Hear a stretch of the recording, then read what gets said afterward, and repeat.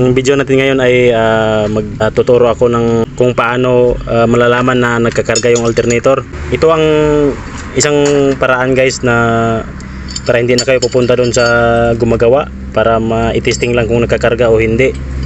Yan, ito ground. Ito naman yung karugtong niya sa battery. Yan, ground. Tapos yung isa, ito live. Konektado po yan sa ano, yan oh. Konektado yan dito. Ito yung live ano niya, connection galing sa battery. Yan.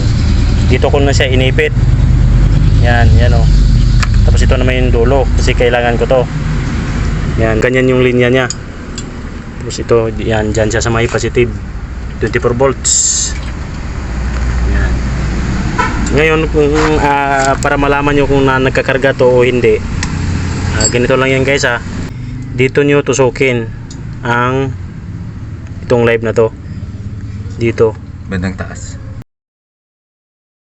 Oo, pag nagkaganyan kasi yan sa bandang taas siya.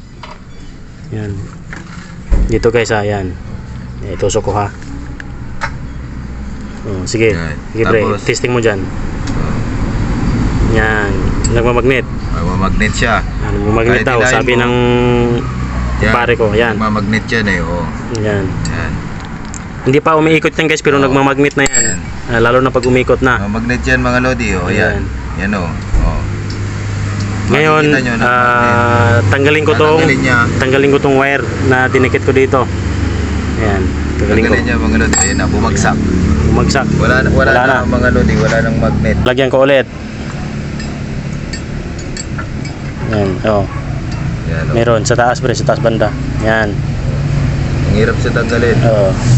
Dikit talaga yan. Persyado. Pag may sira yung alternator, may diferensya yung alternator, kahit itusok nyo yan dito, hindi yan nagmamagnet pag may sira yung alternator. Yan. Bali itong alternator na to, good to. Pinakita ko lang kung paano mag-testing na hindi nakakabit sa makina. Yan lang guys ang paraan ko sa pag-testing. Yan guys, ito na yung tinesting natin kanina na alternator. Yan, nakabit na, naka-under ko na rin po. Yan, testing natin. Talagang nagkakarga. Yan oh. Lakas ng magnet. Kanina yung nasa baba pa siya, ano lang, nagmamagnet siya pero mahina. Yan. Siyempre hindi umiikot yun. Ngayon umiikot na.